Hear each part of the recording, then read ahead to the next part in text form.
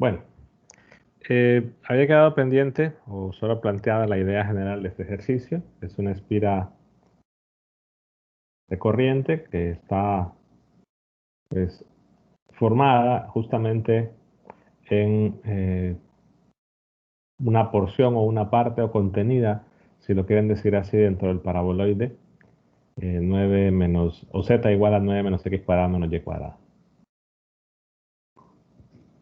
Decíamos que para el caso de una corriente filamental,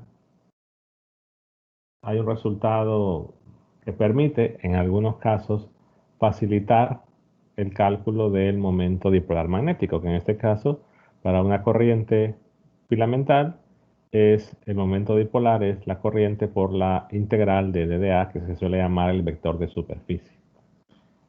Entonces, igual mencioné que se podía optar por partir de la definición inicial, ¿no? De un medio de la integral del R cruz dr, esa es una opción, solo que tendrían que hacer tres caminos o tres tramos, dado que las ecuaciones de esas tres posibilidades de circuito son diferentes.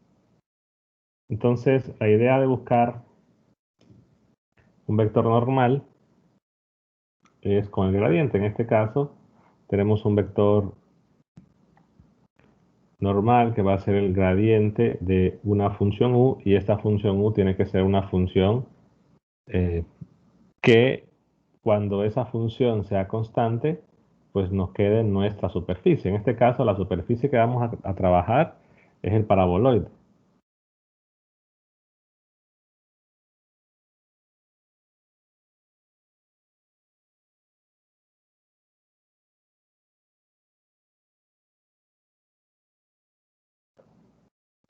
De manera similar a lo que hicieron, bueno, de manera idéntica a lo que hicieron en 321, pues la idea es expresar con la ecuación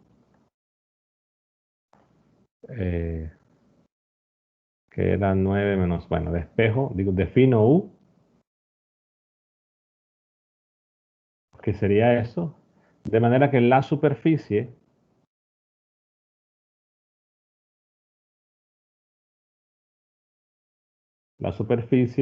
es la superficie u igual a 0. De forma que si yo reemplazo, hago u igual a 0, pues me queda justo la ecuación del paraboloide. O sea que esa superficie es una superficie u constante, en este caso la constante es 0. De manera que si calculo el gradiente de esta u, sería 2x en x más 2y en y más z en z. Perdón, más 1 en z. Entonces, la integral del diferencial de área sobre la superficie es igual a la integral del vector normal, la magnitud del diferencial de área. Aquí tiene que ser, perdón, normal unitario. Entonces, creo que lo había puesto en la clase anterior. Sí, le puse unitario. Está bien. Entonces, ese normal unitario, pues lo escribo en este caso es normal unitario, el diferencial de A, si utilizamos lo que se suele llamar el factor de escala para integrar únicamente con respecto a dos variables, tendríamos esto como tengo normales unitarios, en realidad no hace falta, porque si en esta parte yo digo, ok, es normal entre la magnitud y de igual forma este es el normal entre la magnitud, lo que sucede es que la magnitud pues se va a eliminar. Entonces no hace falta colocar que sean unitarios. Claro, al hacer el producto punto de n con z, o de n normal con z, esto da 1. Entonces solo básicamente tenemos que integrar el vector normal sobre la superficie, en este caso integramos sobre la proyección, ¿no? O nuestro dominio de integración es la proyección. Perdón, sería la de z, ¿no? Entonces, ese vector unitario, voy a escribir el momento dipolar, sería la corriente, por... Y que hay algo importante, ¿no? Quizás el resultado de esta demostración de pasar de esto a esto se hizo mediante, bueno, es un argumento que está hecho en el video, pero que si lo recuerdan, se utilizó el teorema de Stokes. Entonces, cuando se toma el diferencial de área, hay que tomar en cuenta lo que decíamos antes de la regla mano derecha respecto al diferencial de línea. O sea que si tengo un sentido de la línea, que en este caso es el de la corriente, entonces el diferencial de área tendría que ser así. Pero si el sentido de la corriente es al revés, el diferencial de área tendría que ser, perdón, al revés así, tendría que ser hacia abajo. Déjenme ver. Sí. Entonces el diferencial, el vector normal es el que, dado como estoy colocando la corriente, sería en esa dirección. Si no, pues iría con sentido contrario. Esa es la única diferencia. Entonces es una integral doble. Lo que tenemos es 2 en x más 2y más z d de x d de y sobre nuestro dominio de integración es la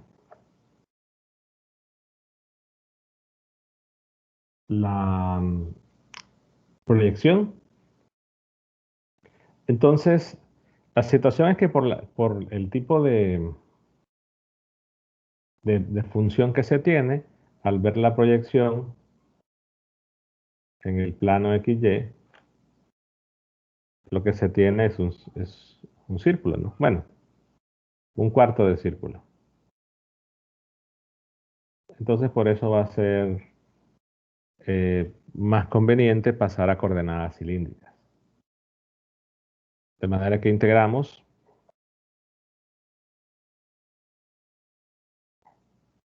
la variable phi de 0 a pi medios, la variable rho de 0 a 3, porque la ecuación de ese círculo es x cuadrado más y cuadrado igual a 9.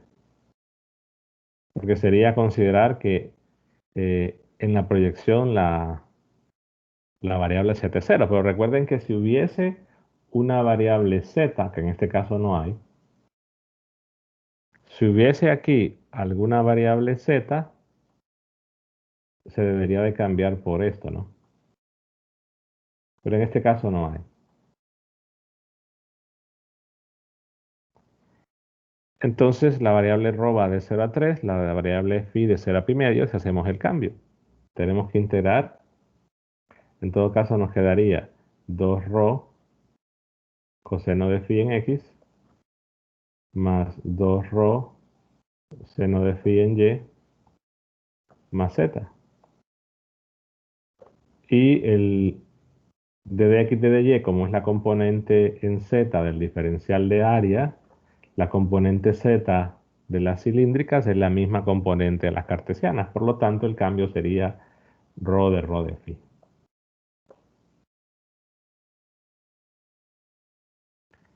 Y pues tenemos que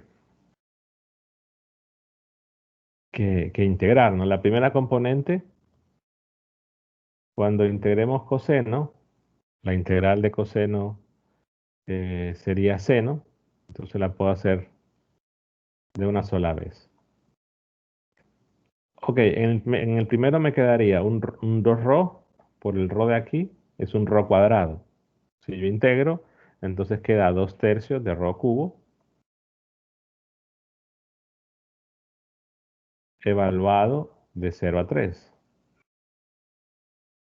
Si yo integro coseno, la integral sería seno evaluado de 0 a pi medios.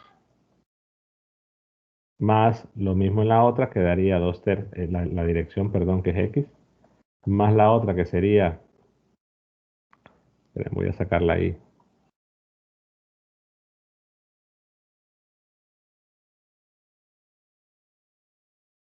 Voy a poner así mejor un por. Esto es la componente x, luego la componente y sería igual 2/3 de rho cubo evaluado de 0 a 3. La integral de seno es menos coseno.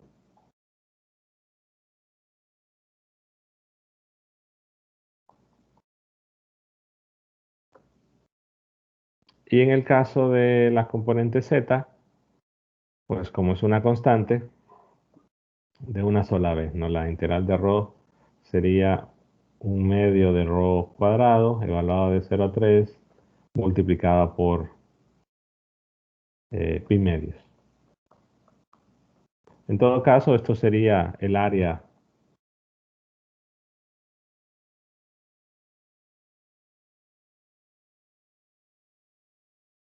Porque recordemos que las componentes aquí son las áreas de las proyecciones.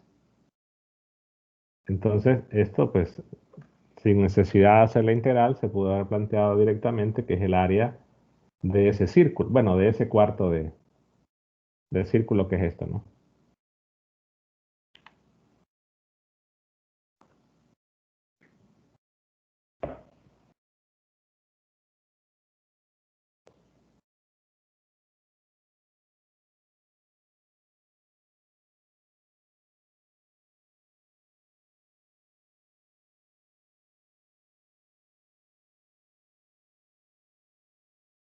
Bueno, si integramos, nos queda el momento de poder magnético es igual a la corriente. Al evaluar el seno en pi medios queda 1, en 0 queda 0, entonces si evalúo serían 27 entre 3, 9, 18, serían 9 pi. Menos, en el caso del coseno, cuando evalúo en pi medios es 0, cuando evalúo en 0 sería 1 por el negativo, entonces va a quedar positivo. Igual quedaría 18 entre 2. Perdón, ¿por qué dividí entre 2?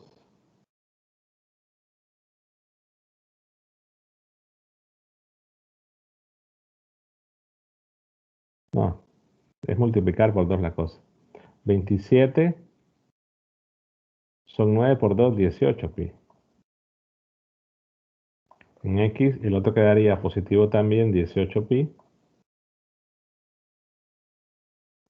Y el otro quedaría, pues, en este caso, 9 pi sobre 4.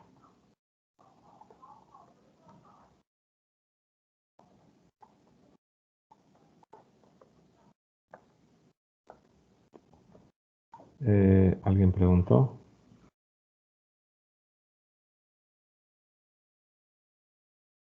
Perdón, es cierto, tiene razón, el pi no va, es 18.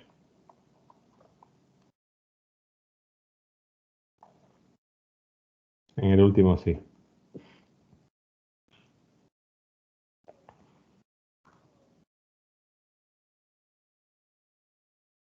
En el último sí sería 9 cuartos, o sea, 9 pi.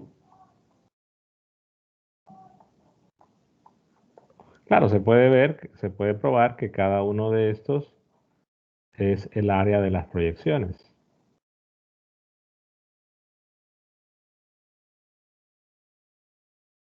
En todo caso, habíamos dicho que esas proyecciones eran estas, ¿no? Las proyecciones en los planos de la superficie. Pero es una opción que realmente requiere estos 4 pasos. Quizás el hecho de calcular o hacer ese producto, porque vean que hay que hacer un producto cruz. Eh, Vaya, por ejemplo, si quieren plantear esta, tienen que definir un vector de posición, hacer un producto cruz y eso pues van a ser vectores con dos componentes para este caso, para este ejemplo. Entonces va a llevar quizás algo de trabajo. Por ejemplo, vaya, si solo pensamos en la porción que está en el eje YZ.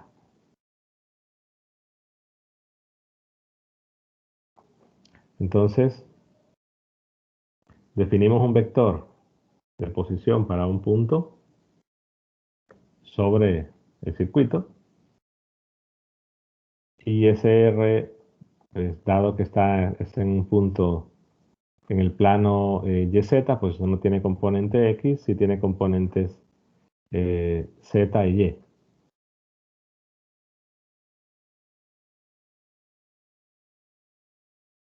Solo que en este caso la Z y la Y se pueden escribir en términos de una sola variable, puesto que Z ahí es 9 menos Y cuadrado. Aquí sería 9, aquí sería 3. Entonces el diferencial de R se puede escribir como un diferencial de Y más un diferencial de Z en Z.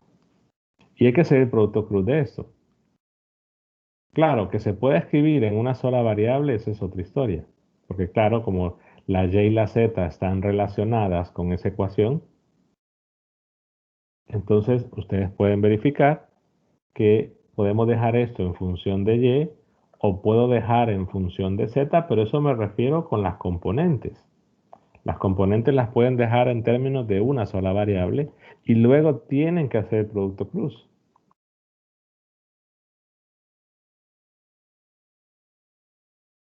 Claro, y eso tienen que hacerlo 3 veces. Entonces, quizás puedan notar que para este tipo de ejercicios que de repente son filamentales, ¿no? Pues es más conveniente trabajar la integral del diferencial de área para obtener el momento dipolar magnético. Preguntas hasta ahí.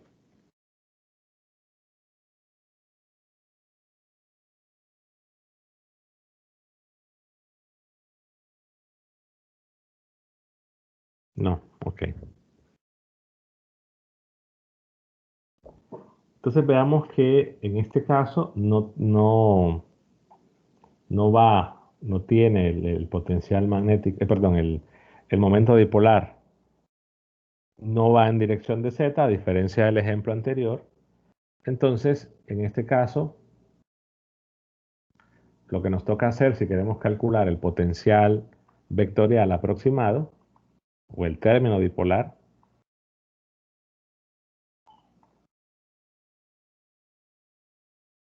es usar esa expresión. Claro, en algunos ejercicios solo piden calcular el momento dipolar magnético. En otros,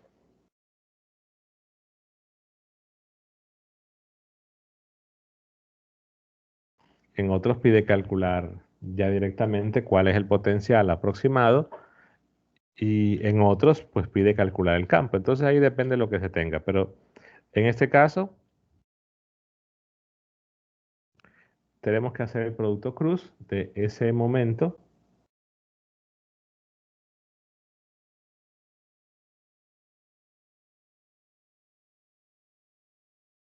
que tiene componentes. Bueno, la corriente que la voy a sacar. Los componentes eran 18 en X más 18 en Y más,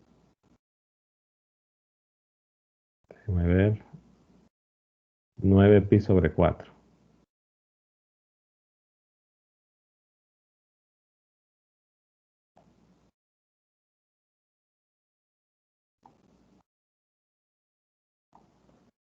Y tengo que hacerlo por el producto cruz por el vector R, que en este caso recuerden que es el vector del punto de campo. O sea que teníamos el circuito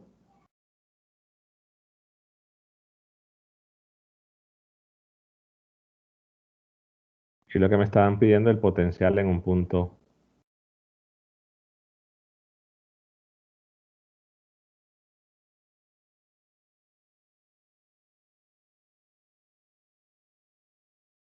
En un punto cualquiera.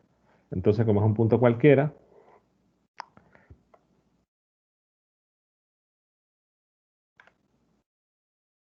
esperen que se trabó esto. Ya. Pueden optar por hacer el producto cruz definiendo SR en cilíndricas o en esféricas, pero si ya el momento dipolar pues tiene tres componentes y está en cartesianas, mejor que ese vector de posición nos quede directamente en cartesianas.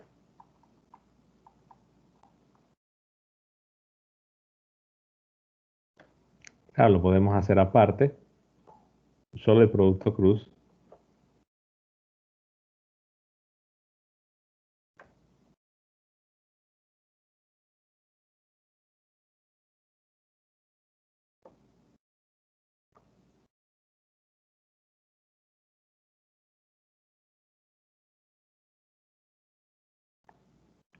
Entonces en este caso tendríamos que es 18z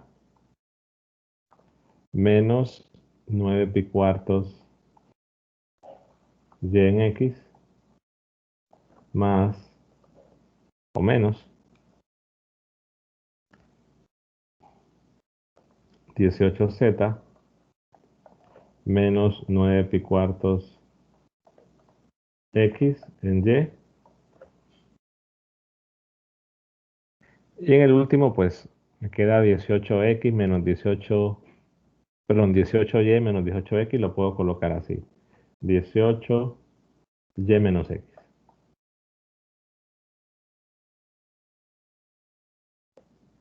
Entonces ya tengo todo el término del producto cruz. Por lo tanto, el término dipolar sería mu sub 0 y el R que está ahí al cuadrado, al cubo, perdón, también es el punto de campo. Lo puedo poner dado que voy a dejar la respuesta en cartesianas.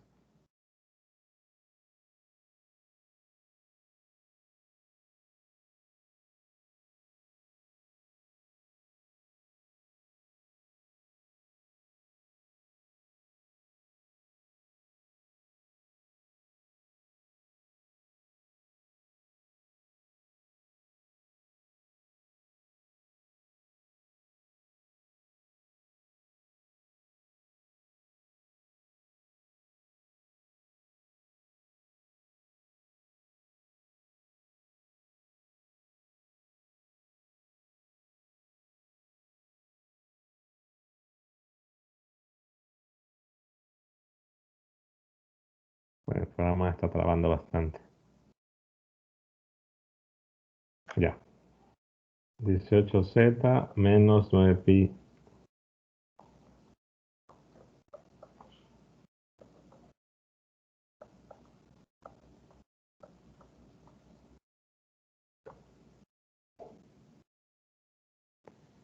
Ya tendríamos entonces el potencial vectorial aproximado. Igual se puede calcular un campo B aproximado tomando el rotacional de esto. Eso se los dejo a ustedes. Ya solamente es tomar el rotacional.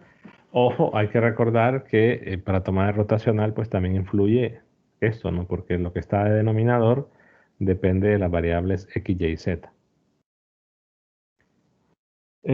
Hubiese sido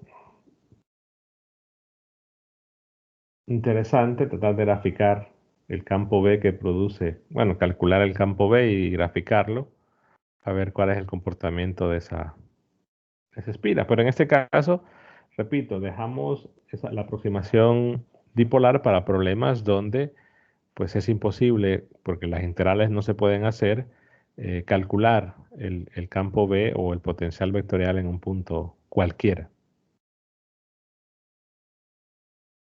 Preguntas hasta ahí.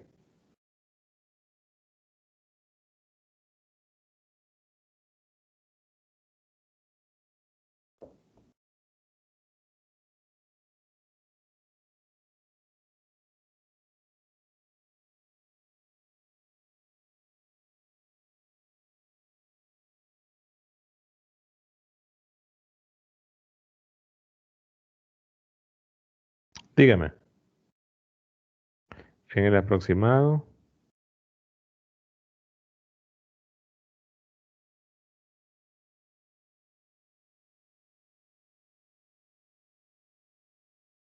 Ok, y en el aproximado, si no es infinito, si se hace monopolar. Es que no tiene sentido hacer la aproximación, eh, por- porque les va a quedar infinito. O sea, si ustedes, bueno, en algunos casos, bueno, voy a rezar los apuntes.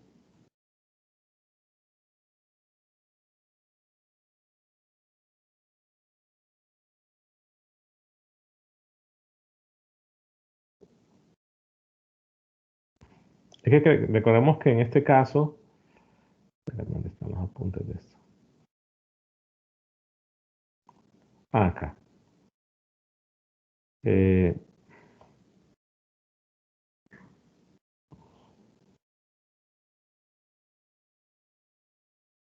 Ahí lo comentaba, ¿no? Que en este caso, cuando es un circuito que, aunque consideramos que hay un retorno, pero no tomamos en cuenta el retorno, sino que siempre integramos de menos infinito a infinito, entonces cuando integre, bueno, quizás podría darse un problema, por ejemplo, em,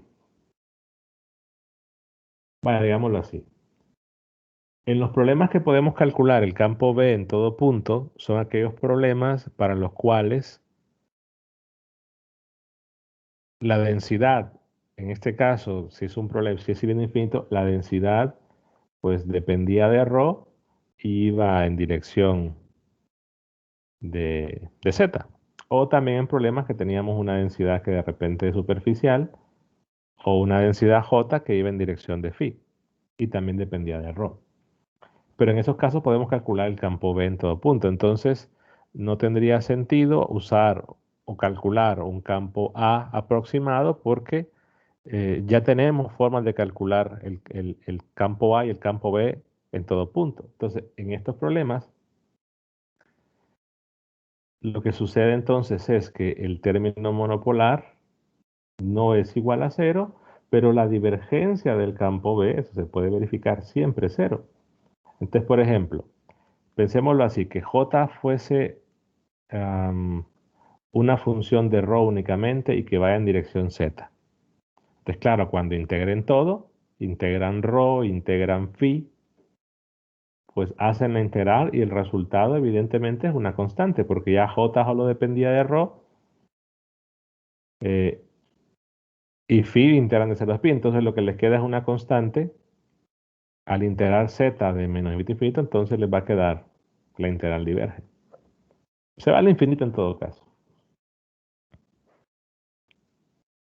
Y la explicación sería del por qué. Bueno, porque son problemas que físicamente, repito, no existen y entonces el comportamiento ya no va a ser este. Pero que el hecho que la integral del término monopolar me dé cero, no estamos justificando o no quiere decir que si no va a ser esa integral que existen monopolos. No, porque en realidad lo que justifica el hecho de que no existen monopolos es esto. Y esos ejercicios lo cumplen, que la divergencia debe ser igual a cero. Pero podría haber de repente un problema donde, qué sé yo, sea un caso J que vaya en cierta dirección y que, por ejemplo, ese J am, dependa de ρ o dependa de z o que dependa de las tres, por ejemplo, que dependa de z o de phi. Entonces, esa dependencia podría ocurrir que luego de integrar diera cero otro número, pero que ya no me quede infinito. Pero aquí tenemos entonces que dependerá de la densidad, directamente de la densidad. Pero igual forma, podemos jugar con diferentes densidades, hacer la integral y darnos cuenta que en algunos casos me podría dar un valor infinito, en otros casos darme un valor finito, o en otros casos un valor finito, pero que sea cero. Entonces ya el hecho de que sea infinito, ya no se va a cumplir esto, digamos. Entonces se podría utilizar la aproximación para estos problemas donde el J no cumpla las características para poder encontrar el campo B mediante la forma integral de Dampert, y tratar de hacerlo aproximado con la expansión multipolar, tendríamos entonces que calcular el término dipolar. La situación es que podría dar cero o no. Y si da infinito, no podemos seguir trabajando. Porque recordemos que en esos problemas también, en esos problemas de los cilindros infinitos y de los eh, planos infinitos de corriente, lo que teníamos era que el potencial en el infinito se hacía infinito. Y eso, pues, lo que sucedía es que imposibilitaba calcular el campo A través de la definición, porque la integral diverge. Entonces no podíamos concluir de esta forma. Bueno, el elemento de corriente, lo voy a poner solo así, entre R. Entonces, por ejemplo, si la integral diverge, la conclusión no se podía hacer con, con digamos, fórmula esta. De igual forma aquí podría pasar que el término monopolar de cero digamos que converja, que le dé un valor cero o cualquier valor pero finito o que diverge. Entonces, si diverge, no seguimos haciendo más nada, porque es decir, el hecho de que diverja nos va a decir que la aproximación o el desarrollo, digamos, en términos de la serie, no concluyo nada o no puedo observar nada, dado que tendría un término que es infinito. Y muy probablemente sea por esto, ¿no? Porque el potencial en el infinito es infinito y lo que estamos justamente es aproximando el potencial. Pero sí podría haber algunos problemas donde por el tipo de densidad específica que dependa de las tres variables, tengamos un término monopolar eh, convergente y se podría entonces hablar de una expansión para ello, considerando problemas, repito, de cilindros para los cuales no es posible calcular el campo en todo punto por la forma integral de la ley de Ampère. Pero si da infinito el término monopolar, ya no me sirve. O sea, no puedo concluir nada con eso. No sé si aclara la consulta eso.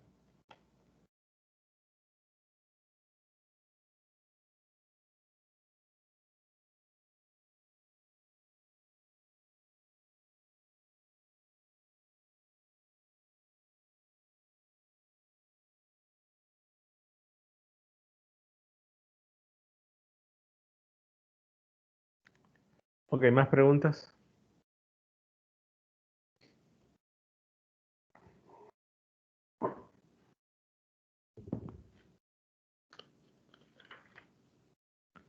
Quizá otros ejemplos que pueden aparecer por ahí.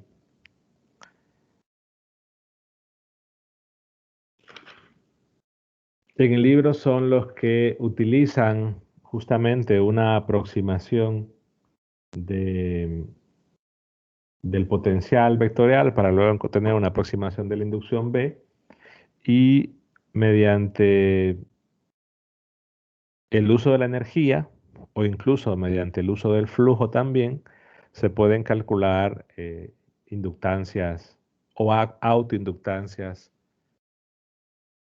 aproximadas. No sé si ya vieron los últimos dos videos. Esos son videos ya de grabaciones del periodo antepasado, pero es la aplicación de cómo utilizar la aproximación o el desarrollo multipolar para, mediante energía o mediante flujo, calcular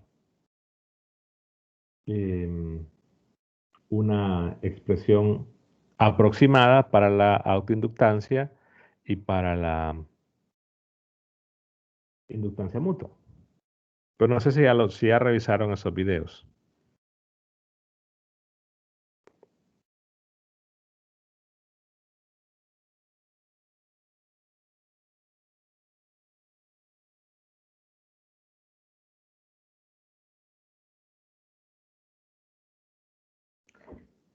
Solo debo agregar un par de cosas que creo que surgieron de consultas esa vez. Si tenemos una espira de bueno, digamos circular, o inclusive puede ser cuadrada. Recordemos que el campo en la espira, justo en el centro, el campo B, creo que es un problema que está hecho en el libro de Wagner, justo en el centro va en dirección de Z. Es decir, en cualquier punto, más bien, en cualquier punto justo sobre el eje, en el eje va en dirección de Z. Ya después, con la regla de la mano derecha, por ejemplo, si quiero el campo en todos estos puntos, lo que tendríamos es que ver la trayectoria circular, pero ya arriba, en ciertos puntos, ya el campo se trabó esto otra vez. Bueno, voy a esperar un minuto.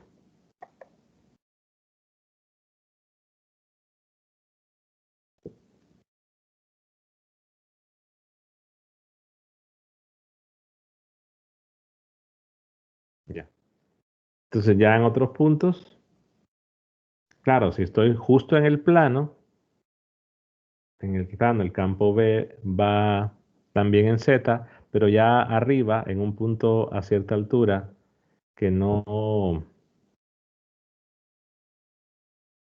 está en el eje, ya el campo no va en Z.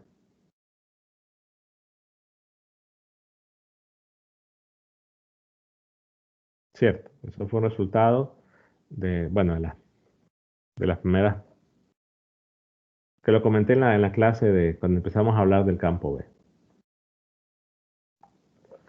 Si entonces nosotros vamos a una imagen que están varios potenciales, déjenme ver, perdón, el campo B de varios,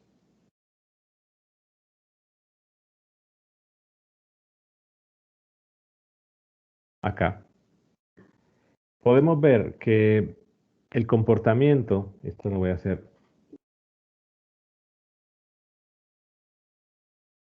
lo más grande,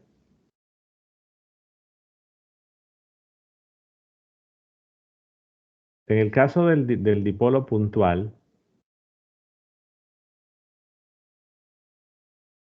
repito, en el caso del dipolo puntual sería considerar los dos polos que están pues a una separación muy pequeña.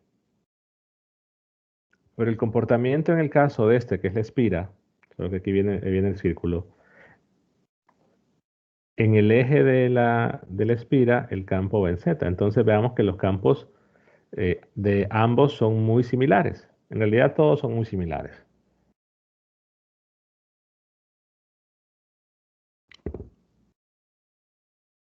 Pero para fines prácticos, por ejemplo, si yo tengo que aproximar una espira, sé que el campo B se comporta de una forma que lo tengo aquí abajo. Entonces, si yo la espira la voy a reemplazar, porque eso es lo que se hace, ¿no? Hacer una aproximación por un dipolo puntual que tiene el término dipolar únicamente. Ese dipolo puntual, pues yo lo voy a colocar en el centro. Ahora, ¿por qué razón en el centro? Bueno, porque es que justamente en el centro es que los campos, ¿ves? Se parecen. Es decir, justamente en el centro, en ambos casos, el campo B acá va en dirección de Z en todo punto, igual en el dipolo puntual, y luego los comportamientos son muy similares. ¿Qué quiero decir con esto? Por ejemplo, si yo tengo una espira que no es, eh, bueno, en el cuadrado es la misma historia, pero, bueno, digamos, en una espira que sea no un círculo completo, sino que sea algo así.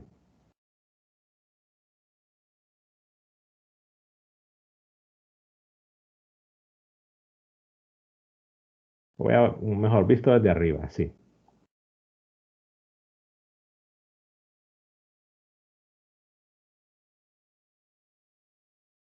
Entonces se puede calcular una aproximación.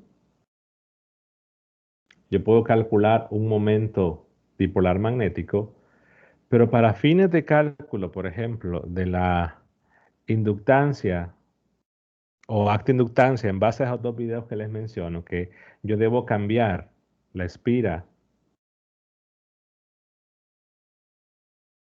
se debe cambiar la espira por un dipolo puntual, pero la pregunta es, ¿dónde coloco ese dipolo puntual? En el caso del círculo mencioné que como el campo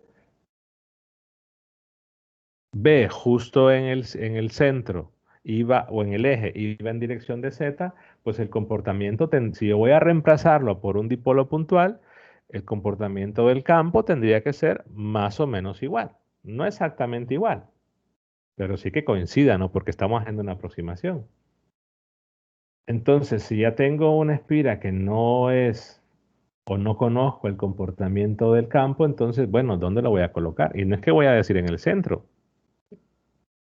Tendría que buscar, ojo, tendríamos que buscar un punto o una línea donde el campo B sea completamente en dirección de Z para colocar y aproximar ese dipolo en ese lugar. Digamos a una distancia desconocida del origen, entonces el dipolo puntual lo debería colocar ahí. O sea que el punto importante es buscar dónde colocarlo. Para el caso de una esfera circular y para el caso de una esfera cuadrada, perdón, es en el centro. Pero ya si no tiene esa forma y quiero utilizar una aproximación para calcular energía y luego inductancia mutua o autoinductancia, o una aproximación para calcular flujo y después calcular inductancia o inductancia mutua, pues debo ver dónde colocar ese dipolo puntual.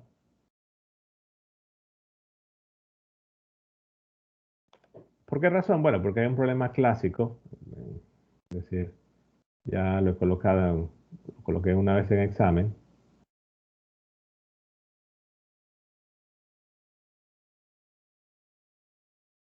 que lo que se tenía, por ejemplo, era una espira circular y se tenía otra espira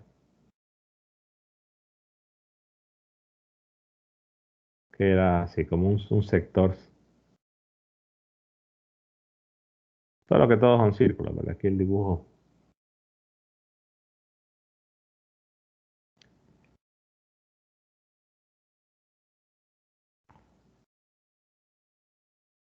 Entonces uno tiene un radio A, otro tiene un radio B, hay un radio C y hay dos ángulos que son iguales.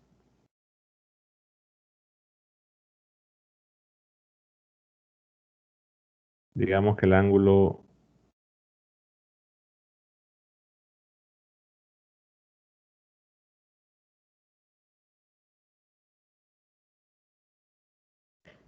Entonces aquí tengo dos opciones, ¿no? Como tengo la espira circular y tengo la otra que no es circular y creo que hicimos, si ustedes recuerdan el primer ejemplo que hicimos de campo B era con una espira de este tipo.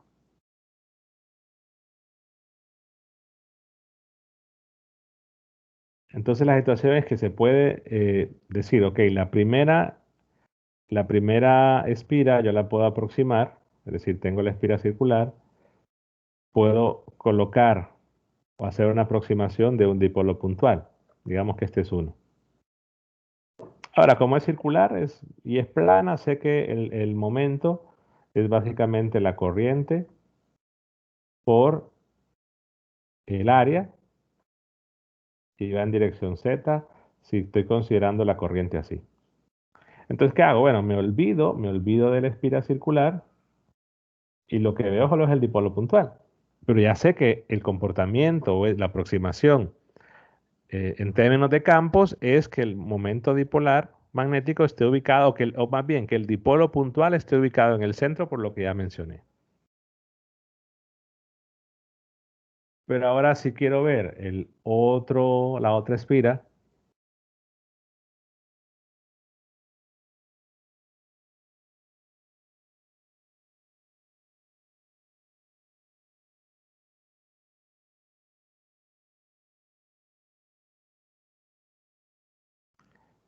Claro, como es plana, yo sé que hay otro momento dipolar magnético M2, que sería el área que esté encerrando la espira, multiplicada por la corriente en Z, si estamos considerando que la corriente va así.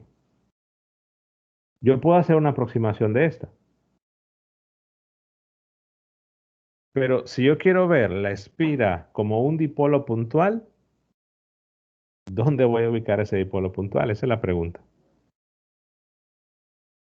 ¿Por qué? Porque si lo puedo ver como dipolo puntual, entonces hay un ejercicio donde estamos o tenemos dos dipolos puntuales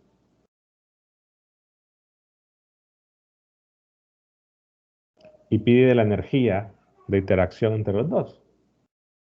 Si tengo la energía, puedo calcular bueno, si tengo la energía de interacción, puedo calcular la inductancia mutua. Pero si no sabemos entonces dónde ubicarlo, no podría ser ese resultado.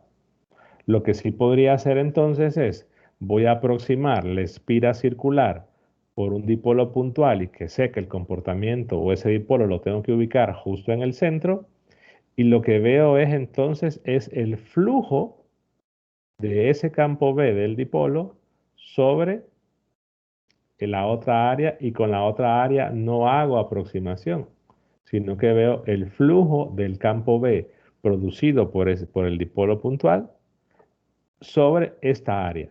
Y como tengo el flujo, puedo calcular eh, la inductancia mutua. Entonces, no uso la relación de energía, sino que uso la relación de flujo. ¿Por qué? Porque si no sé dónde ubicar,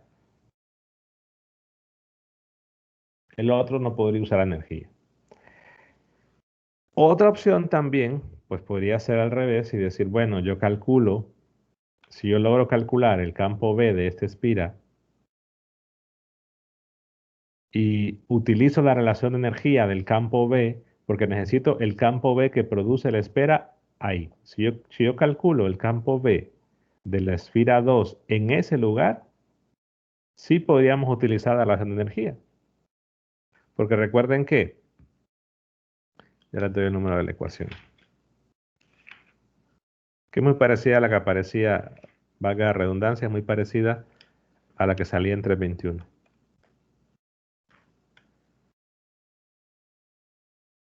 Que era esta, ¿no? La energía de interacción es la ecuación I940. Es menos.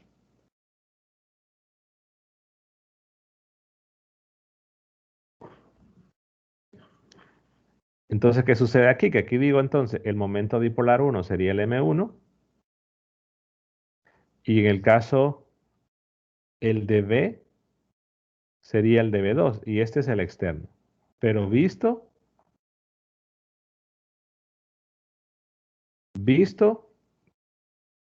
como la espira completa sin aproximar. Esa es una opción. Otra opción sería, repito, calcular el flujo y decir el flujo magnético, que sería la integral del B por diferencial de A, pero en este caso sería el B del dipolo, que esa expresión está, es decir, si ya tenemos el dipolo, pues sabemos cuánto es el campo B del dipolo, pero sería el flujo sobre la superficie, segunda opción. Lo que pasa es que hay que ver si es posible calcular esto, y en realidad sí se puede hacer. Es decir, calcular el campo B, pero es en el lugar donde está M1.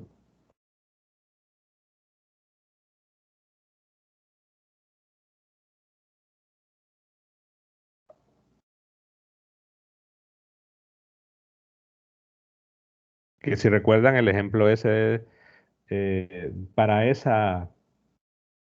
para esa geometría fue justamente calcularlo ahí. O sea, nosotros calculamos el campo B en el origen. Entonces ya tenemos ese B2. Entonces son dos opciones. Y la tercera, que repito, es la opción que puede ser la más simple en principio, porque tendríamos entonces dos dipolos puntuales, podría utilizar la energía de interacción y decir, este es M1 punto el B2, pero ya este B2 ya sería del otro dipolo, visto como dipolo, pero sí sé dónde ubicarlo.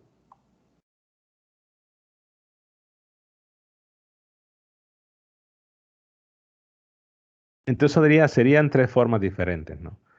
Veo, número uno, la espira circular, lo aproximo como un dipolo, ese dipolo puntual sé que lo voy a ubicar en el centro, calculo el flujo magnético del campo producido por el dipolo sobre toda la superficie de la espira 2, que es el sector circular.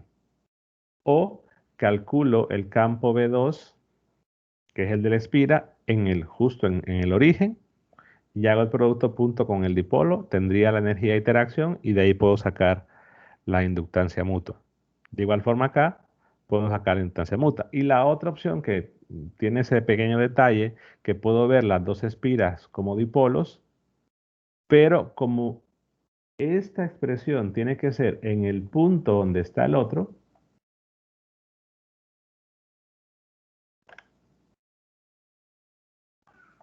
pues tengo que saber dónde ubicar M2, que es la opción, digamos, menos viable. ¿Por qué?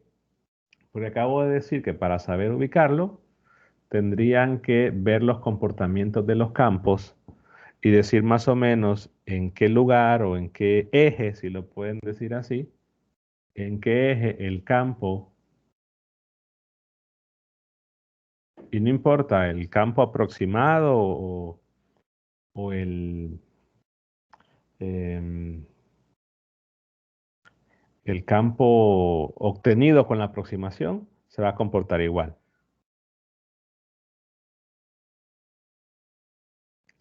¿Qué otro problema podría suceder? Y con esto termino, que está también en los videos, eh, que en algunos casos,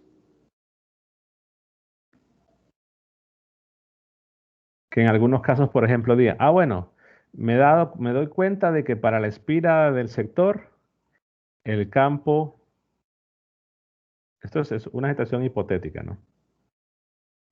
Que se dieron cuenta que para el sector, en el eje Z, el campo B va en Z, en todo punto. Bueno, si eso ocurre,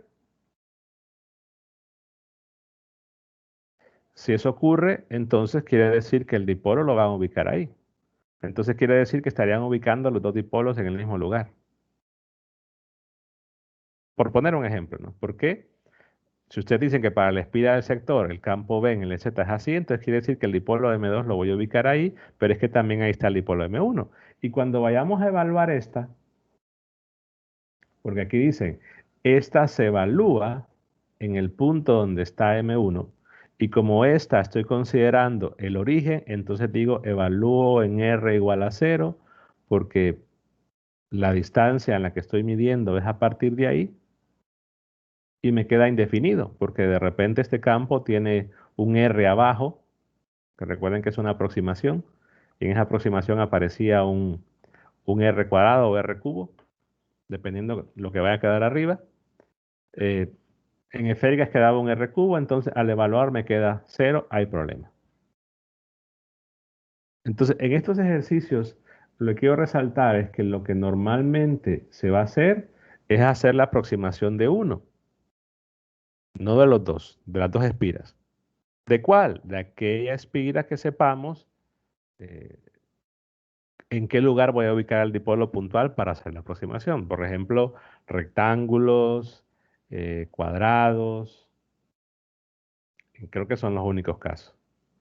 En los otros, tendrían ustedes que saber el comportamiento del campo B para poder hacer la aproximación. Sí, el dipolo puede quedar fuera. La situación es que, nuevamente, con esta imagen, quizás voy a hacer lo siguiente. Ok,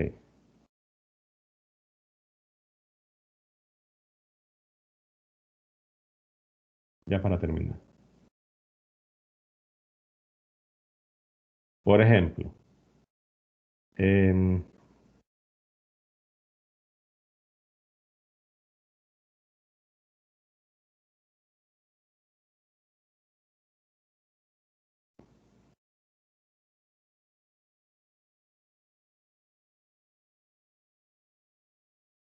Ahora es que no me deja moverlo.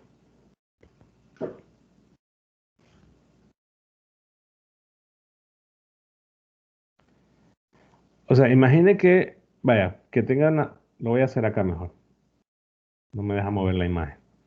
Que tiene una distribución, por ejemplo, que este es el circuito y que este es el campo que lo genera. Entonces usted ve que en este lugar, justo en este lugar, el campo va en esta dirección. Entonces dice, bueno, para este circuito, yo puedo aproximar con un dipolo, pero el dipolo lo voy a colocar acá. Aun cuando sea un lugar diferente, diferente de...